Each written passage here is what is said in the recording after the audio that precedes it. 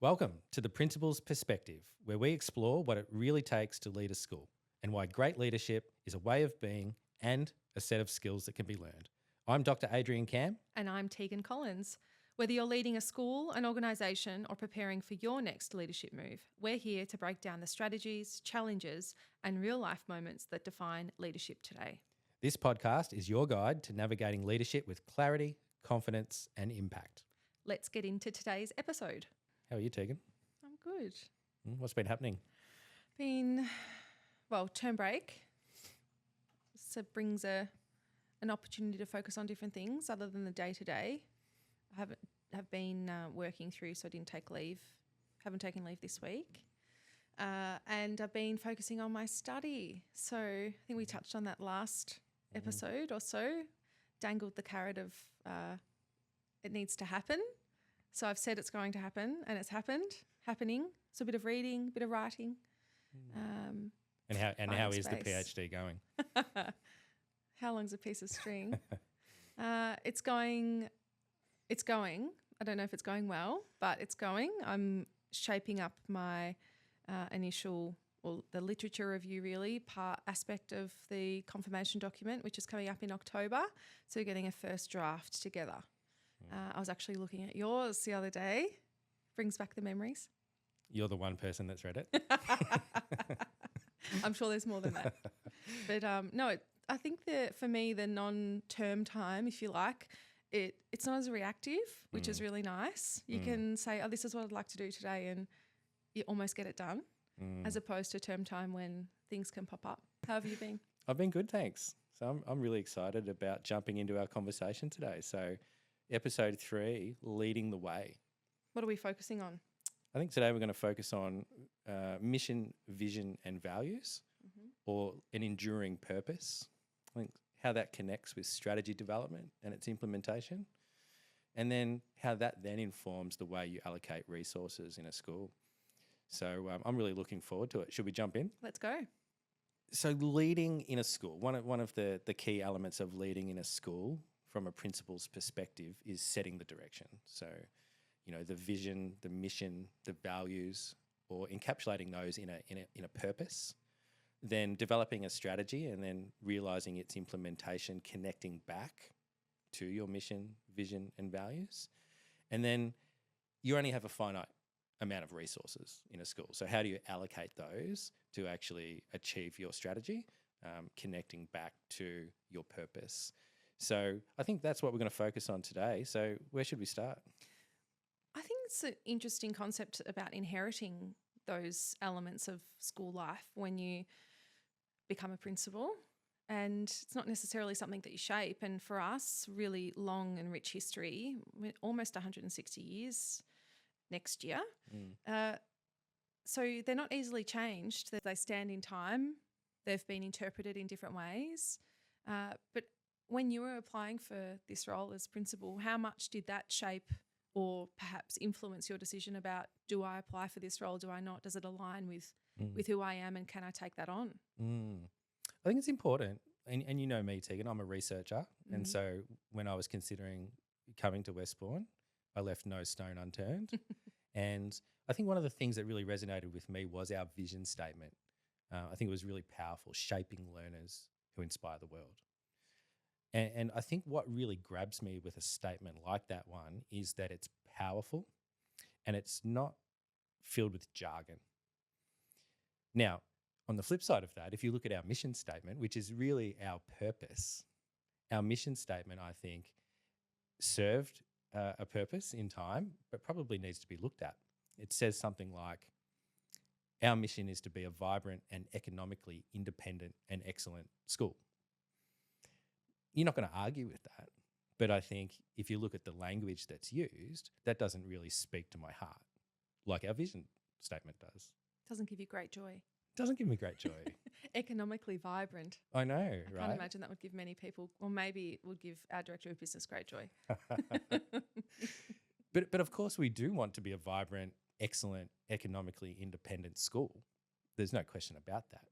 But how do you frame your mission or your purpose so that it really connects with people's minds, with their hearts, and something that people can really get behind and make live as part of the fabric of our community. And how many people would know it? Good question. How many do you think?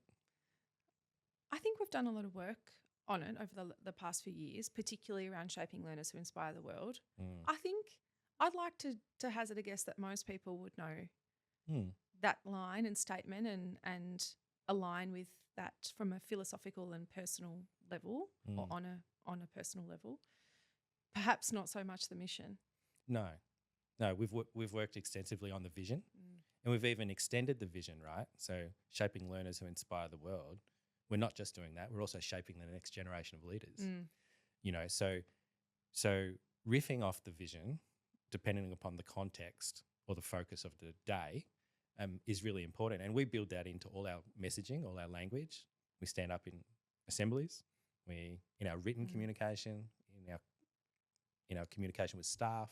It's part and parcel of what we do, and people probably get sick of. People are getting sick of you saying something. Just keep saying it more. But that repetition is important. What we talk about, people place importance on. What we talk about as well sets up often the term or the week, or thinking about my staff day address upcoming for the start of term 2. Right. It's an important space to hold. You've got the attention, hopefully, of everyone in the room, a captive audience. Then there's not a lot of those times where, for us, we have our whole staff body there, professional and academic staff. So those opportunities are really important to platform the work, but also that big picture, which is really important when we get to talking about strategy. Totally. So that vision is where we want to be. It's aspirational, and it needs to be. And I think it really sets the tone in terms of the expectations we have at the school around what type of environment we want to provide for our young people. So we just don't want to provide the same sort of experience that every other school provides. We want to shape learners who inspire the world. And so how do you do that? And you work backwards from that point and say, well, here's the things that we need to put in place. And that's going to guide our decision making. We want to provide experiences for our young people to do things that they never even thought they would be capable of doing. And so that frames a lot of things that then moves into strategy. But I just want to go back to your point earlier, Teagan, around oftentimes you inherit these things, right? As a school, we're almost 160 years old. We have no intention of changing our mission, our vision, or our values. So it's our job to reinforce those with our community. So our values in particular are interesting. We have 4 values. Most schools have a set of values. It's not unique to us. No. Some might have 5. Ours are creativity, courage, community, and scholarship. I think that's a really nice set of values. What I'm really interested in, though, is how do we move from values, which is what we believe a Westbourne education is all about, how we embody the way we go about our work. How do we shift from values to what I think is inherently more powerful, virtues, which is what we do? How do we live our values? And I'm interested in your thoughts on that. I had a good conversation with our head of senior school recently, and something that he does in a lot of his restorative work with our students is bringing all of their behaviours back to the school values and finding those lived experiences. And perhaps when young people or a young person may have made a decision that's not in line with their values or not in line with our school values, bringing it back to that. And he does that exceptionally well and really does embody our school values through the work that he does with the kids. And I think that's a really clever way for leaders from a virtue perspective to bring them to life and illuminate them, rather than an assembly speech on community or asking students to be able to identify the values, giving the lived behaviours around it. Right.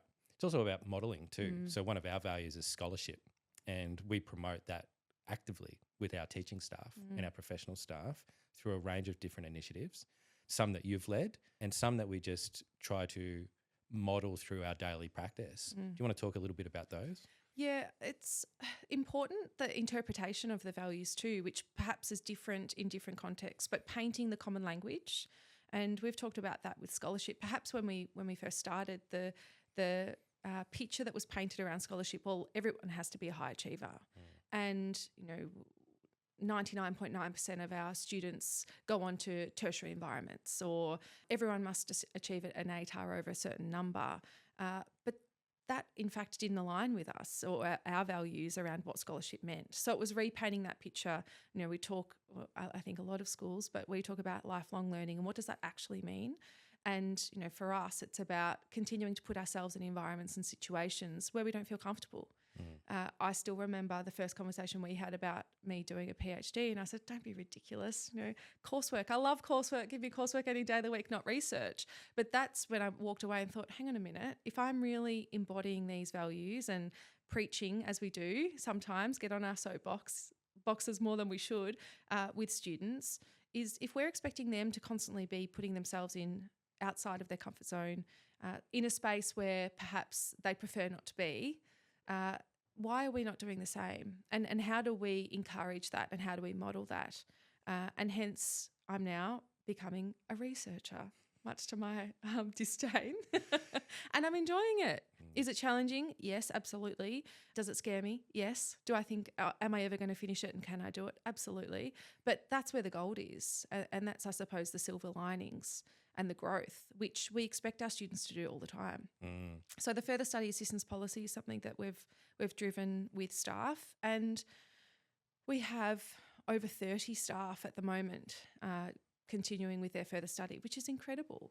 And our young women and men, they look up to the teachers. We talk about there are no ordinary moments, because every moment in a young person's educational experience is important. And sometimes as teachers, we don't realise or recognise or acknowledge which moments they'll remember, but every moment is important. And so they see, the associate principal at Westbourne Grammar School doing a PhD, and they talk to you about it and they hear your experiences.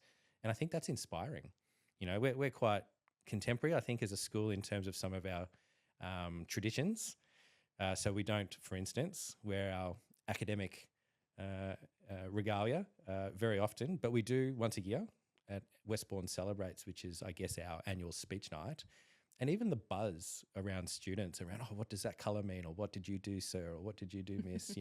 It's really important for them to aspire and recognise that learning is lifelong, and they'll do their graduate degree, but then they'll probably go on and do even bigger and better things. And that's the interpretation, I suppose, of the values, which you inherit. Coming back to your point earlier, yes, we inherit them, but how are you going to shape them? What's the messaging? How does the marketing team live and breathe the values? How does the Year 5, 6 team enact those values? And how does that filter down?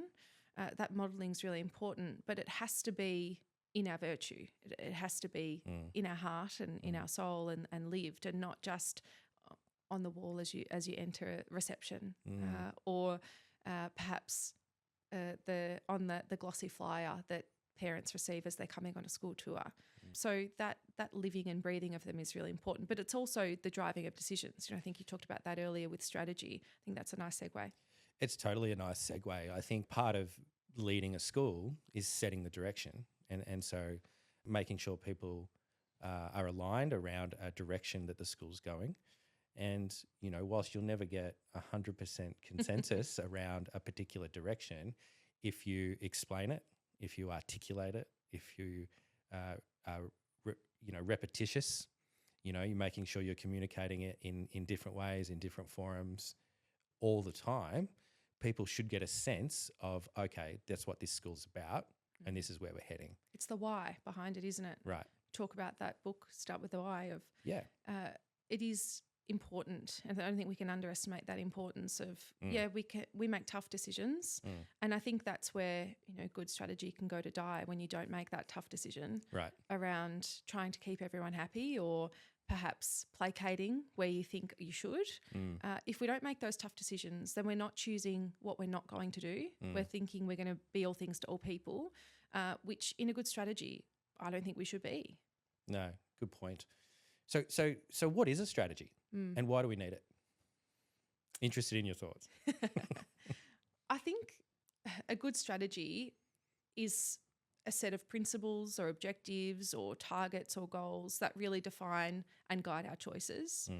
And it's being clear about where we're going and why we're going there. Yeah. I really believe that as a team, whether it's the senior leadership team, the executive team, your key leaders in the school or an organisation, you need to be really clear on where you're going and why, and what we're not focusing on and why. I think that's really important. Equally as important as what you're going to focus on. Yeah, it's a really good point.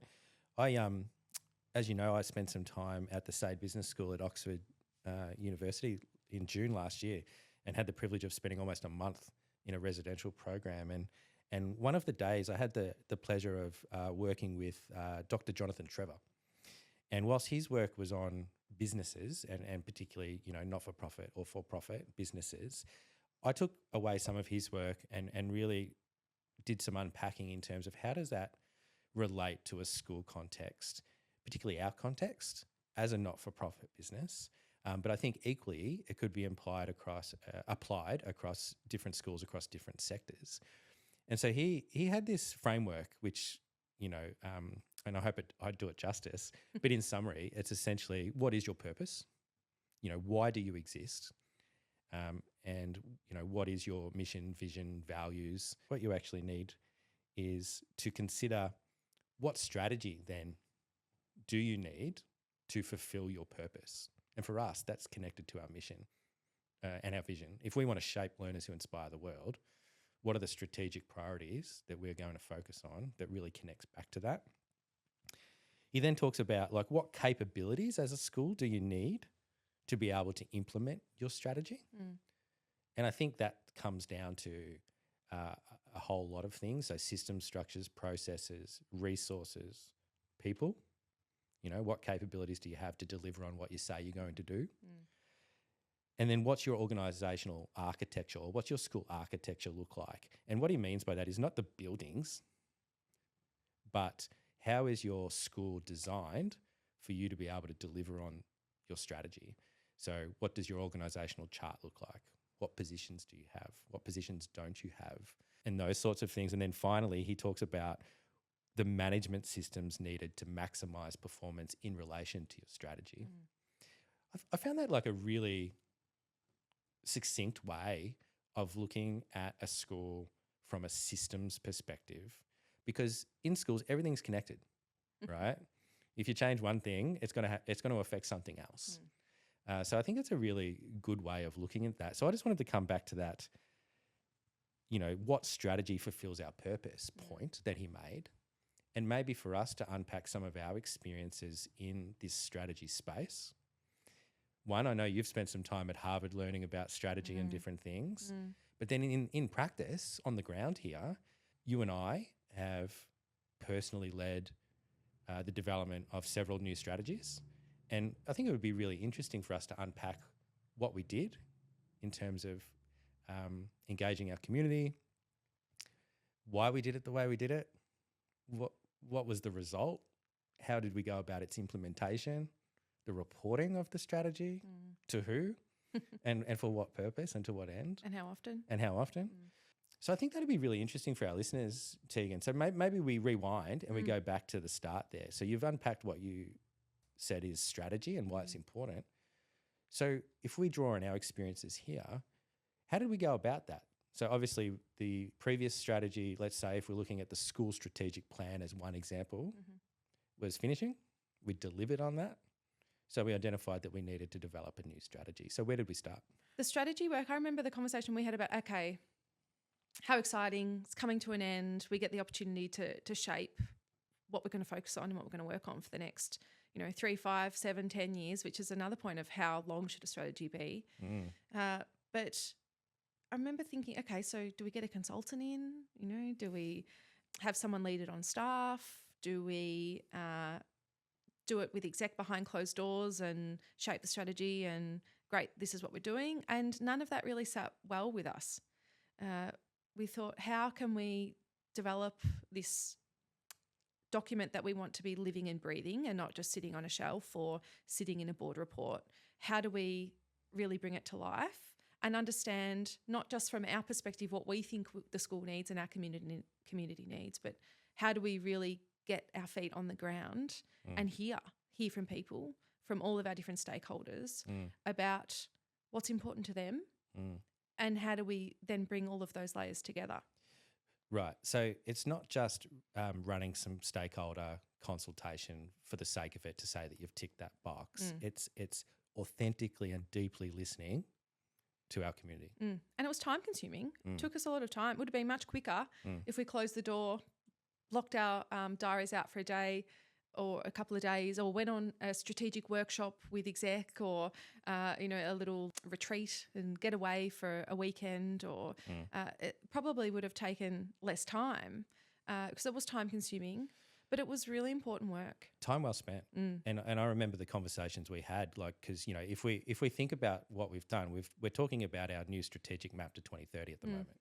We've also developed 2 iterations of our digital strategy and a 15-year facilities master plan. So, it's not the first time we've done this here at the school. But I remember a few years ago, you and I having a really interesting discussion about, do you do this yourself or do you get an external consultant?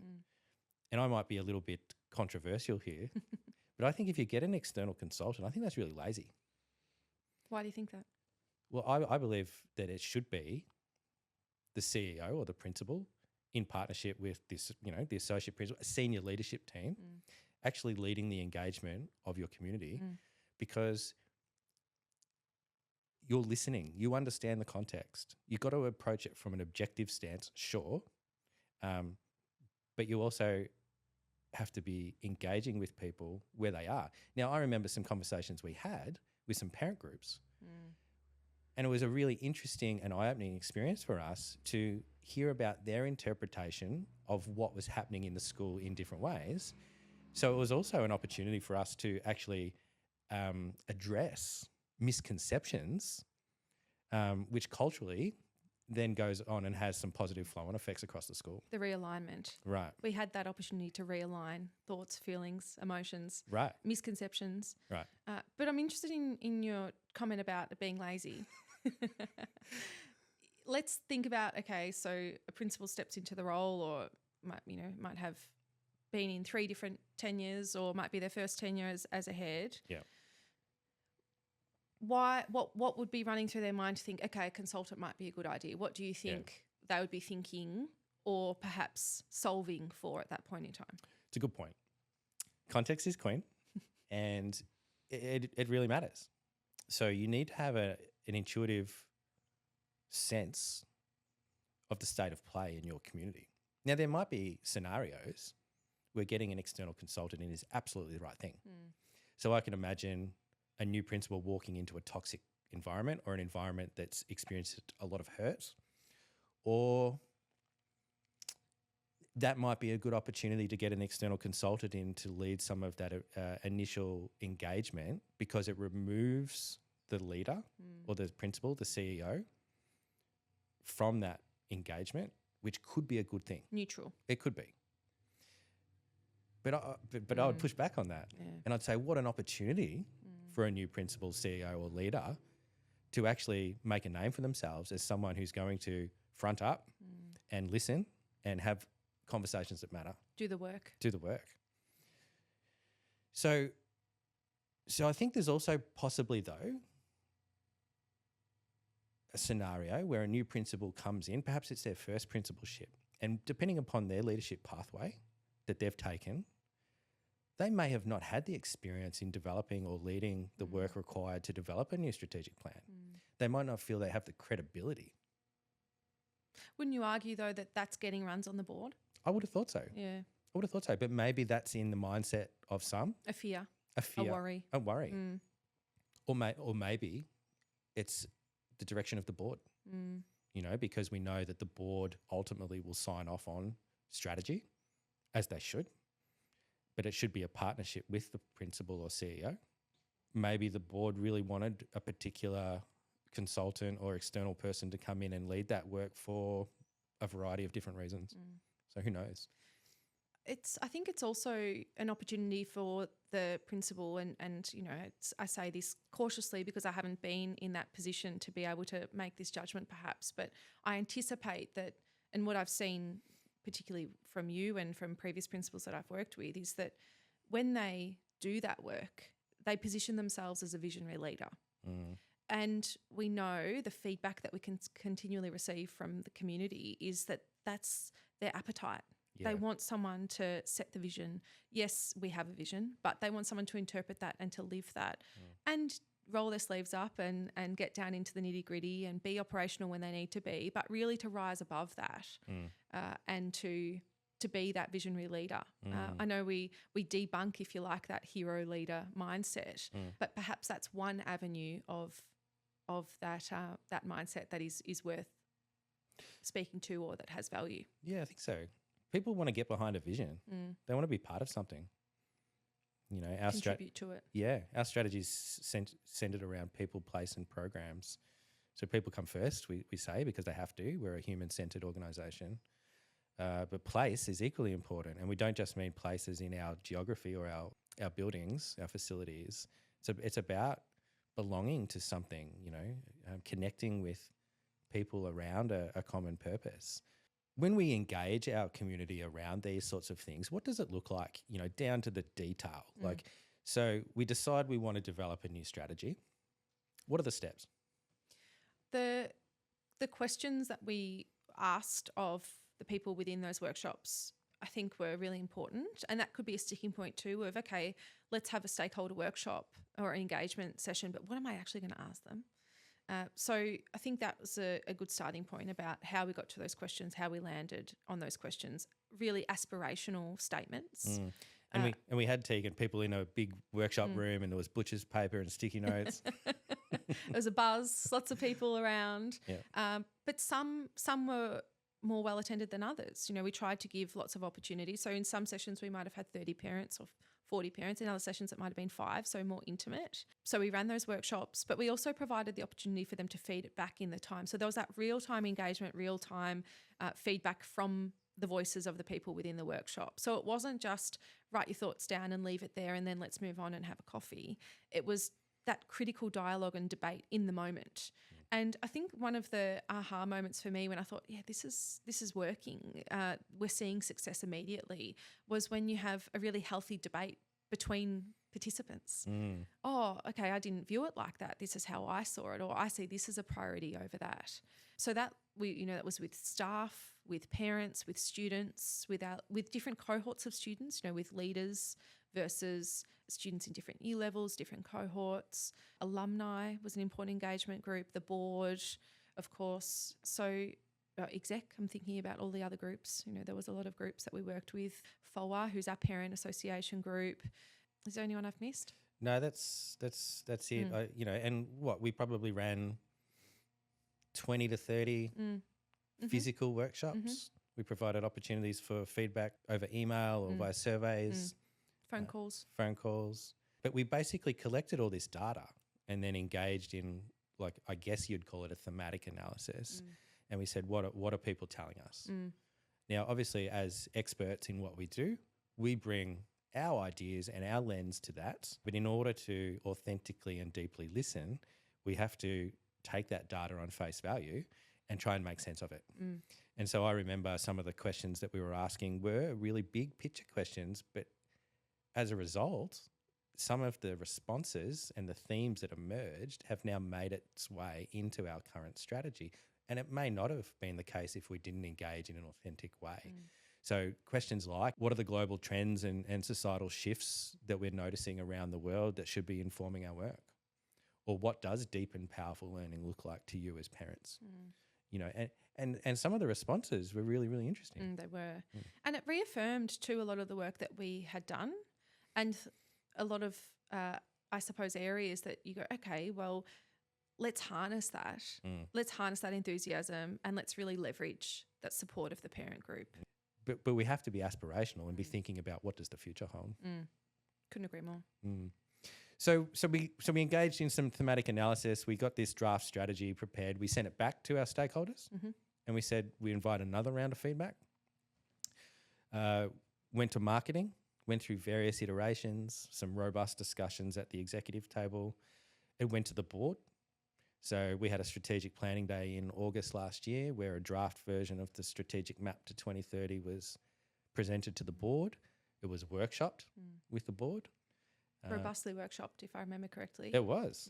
And we probably spent, 6-7 hours workshopping that strategic plan, utilising the experience of our directors, because they all come from different industries and different backgrounds and all have very different perspectives on what a good strategy is, firstly, but then what as a school should we be focusing on that really moves the needle.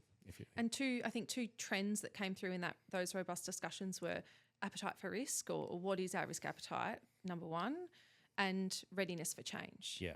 So how ambitious are we? And, I think echoing the voice of our directors, they always are supportive in terms of being aspirational, but the capacity for change. And from a workload perspective, I don't like to use that word, but particularly for you and I and the exec team, how much scope do we have? What is our capacity to be able to implement that change? Yeah.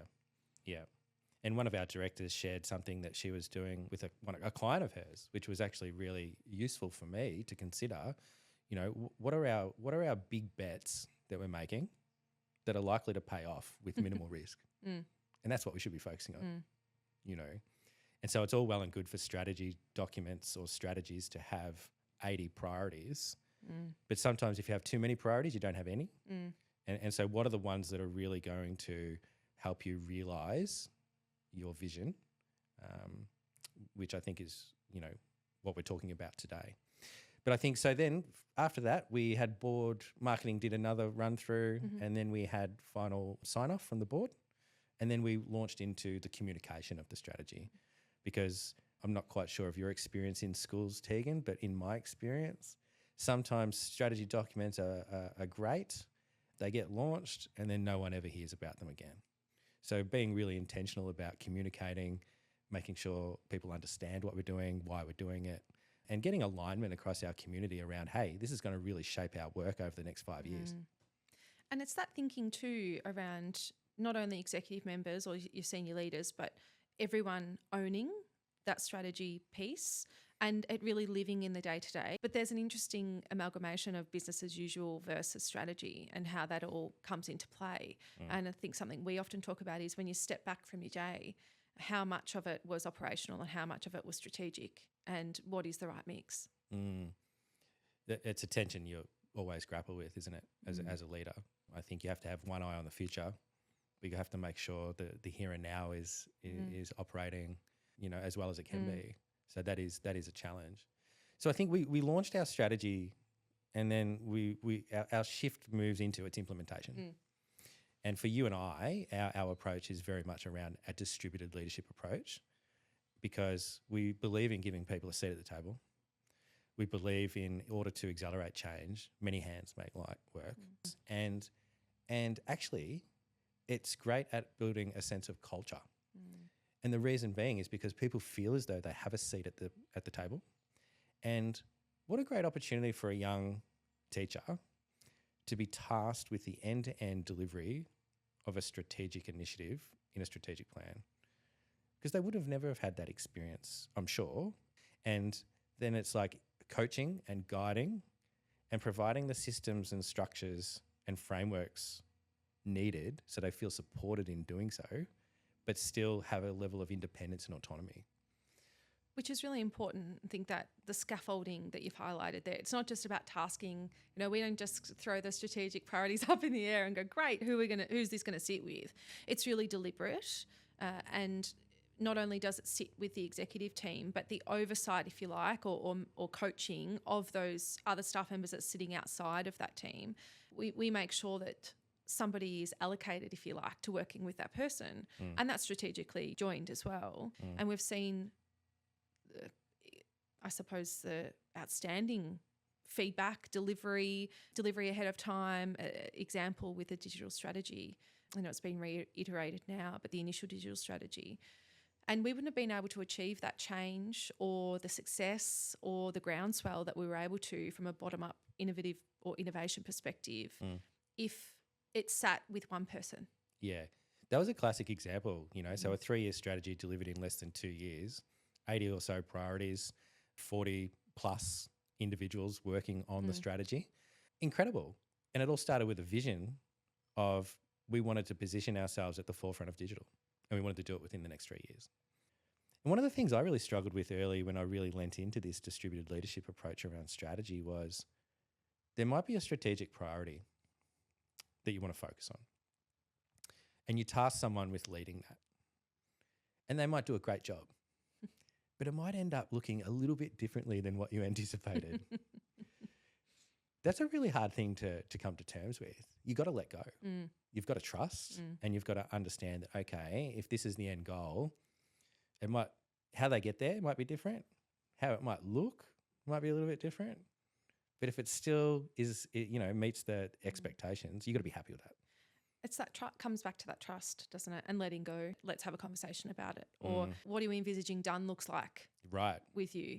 We talk about that all the time, right? What does done look like? Why do we do that? So that we can meet each other's expectations. I think it's important.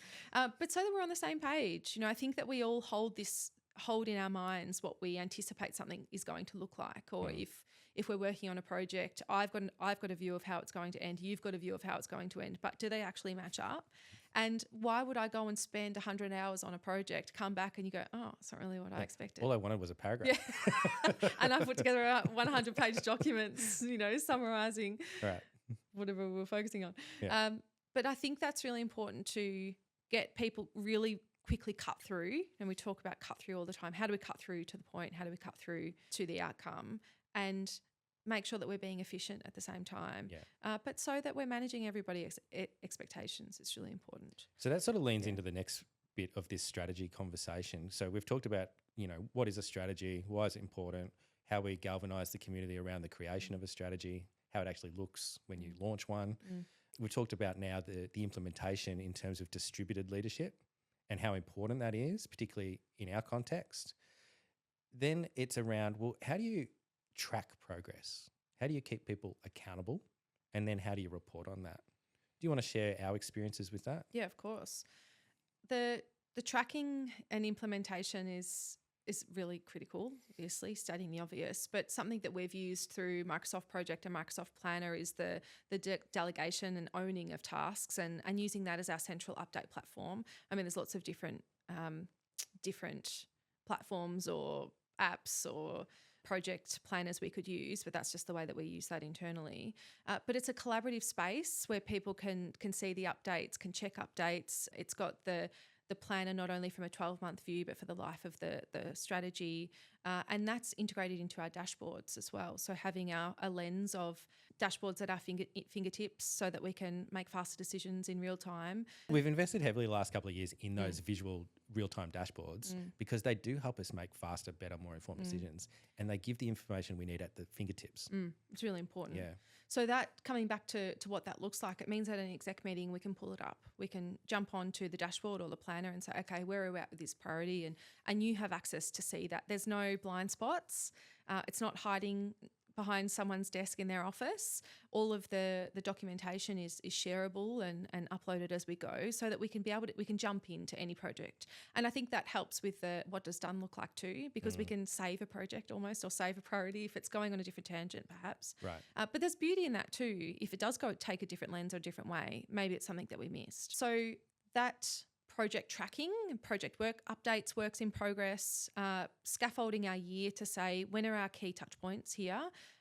We put together within the dashboard, if you like, a hotspot of work to say what are we really focusing on at the moment. And that all pulls together the big picture, which allows board reporting, as an example, reporting to exec, reporting to our broader community. We have an accountability, or we are accountable to our community. Staff days, providing updates on the work that's happening, giving that insight into the work that we do. It's be really, I used to think this as a teacher. I think, okay, I've got a full set of classes. When I had a full phys ed load, I think I had 15 classes at one point in time. And you think, oh, wow, what does the principal do all day? Right. So illuminating our work Yeah. and giving it light is really important so that people can see. I think that accountability piece is important. Telling our story, is really important. And you'll always have a distribution of staff or community members across your school. Some won't care. Some will be like, why are you sending me this? Yeah. Some will be somewhere in the middle. They might have some sort of like vague interest in terms of what's happening in the school from a strategic perspective. But then you'll have some who are really interested and they want to know. So strategies, where do they go wrong? Where do they go wrong? It's interesting, isn't it? Like what makes a good strategy versus what makes a bad strategy? We've talked about living on the shelf and not being in the day-to-day. Yeah. A bad strategy is full of jargon from my perspective. A bad strategy is exactly the same as everyone else. It's cookie cutter. A bad strategy doesn't actually tell you anything. There's no actionable outcomes from the strategy. And I also think a bad strategy uses words like continue to improve. What does that mean? Like, yes, we're in the game of continuous improvement, but shouldn't that be part of your business as usual? So I think for me, a strategy is something that you're going to invest in. It's going to take a lot of your time, a lot of your resources, and it's going to lead to a particular outcome connected to your purpose or your vision as a school. So I'm really keen on cutting out all jargon from a strategy, and I'm not an English teacher, but sometimes I feel like an English teacher going through drafts of those things and saying, well, we need to cut out 50% of the words. So, clarity plus brevity, I think, leads to greater impact. Simple language communicates better and leaves less room for interpretation. I see some strategy documents that say things like, we're going to invest in the pedagogical principles of formative assessment and visible learning that's going to, elevate our NAPLAN results by 10% and improve student outcomes and well-being and lead to improved life choices. I'm being a little bit facetious, but it's like, what does that actually mean? And what do you want to see from that? For me, how do you connect your strategic direction to a teacher who's teaching 15 PE classes? It's got to be easily digestible. It's got to be really clear about what you're going to do and why you're going to do it. And back to your point about what you're not going to do and what's not going to change. I think that leads into our last topic for this episode, Teagan, which is around resource allocation. So you've got this vision. Everyone knows where you're going. It's really inspiring. Everyone's behind it. You've got a strategy, which means that's how you're going to achieve it. And then you've got to allocate the resources to achieve it. And then the board says you've got no money. No money. So what are we going to do? The resourcing piece, we talked about this at length with our strategy. We had some members of the exec team who felt really strongly about line by line, it must have an allocated budget. Every priority must have an allocated budget. And we're sitting there thinking, hang on a minute, let's have a bucket. Or is it better to have a bucket? Is it better to be really strict and say, well, you get X amount of money and to operate in this way? And then how do you budget for that? If we go down the bucket road to say, okay, well, this is what we're thinking we have from a resource perspective, then how do we report on that? Or how does Nicole, our Director of Business, budget for that? How does that receive sign-off from a board perspective? How do we forecast it? And then there's also the other piece of, how do we capture, not necessarily from a financial perspective, the dollars and the bottom line on the 2024-25 budget, but how do we factor in time as money too? Before we just close out the episode today, I think what we're also talking about there with your last point is the emergent nature of strategy. So some people, I guess, do like to fully budget out line by line a strategy prior to even starting work on it, which I think is one approach. I think another approach is actually looking at the strategic priorities in a strategy and then looking at operationalizing those, looking at potential timelines around prioritization, and then budgeting once you understand exactly what you're going to do. So it's almost the reverse. But I guess that's my bias towards action. I just want to start. I just want to get something going. done. Yeah, that's right. But we've seen great success with that. Yeah. We've seen the action, which has resulted in momentum, idea generation, and then we've landed perhaps in a more aspirational place than we ever thought we could, as opposed to hemming ourselves in giving ourselves $10,000 for one item, which dictates your thought perhaps or doesn't allow for creativity in the process. Yeah. I read this great book recently around what the best CEOs do. It was from McKinsey. And one of the quotes really stood out at me. It was, don't let a budget cycle get in the way of making good budget decisions, or something like that. And I thought that was really important because sometimes we get caught in that cycle in schools, and I'm sure in other industries. Has that been budgeted? You know, which obviously is important for the financial sustainability of the school, but sometimes you have to be a little bit flexible and adaptable. It's necessary, actually. It's important. Yeah. There was 2 books that I read: The Strategist, Playing to Win, or 3 actually, and The Art of Strategy. They were 3 that were part of the coursework in my time at Harvard, and that resonated, that weren't too jargony but gave good backdrop.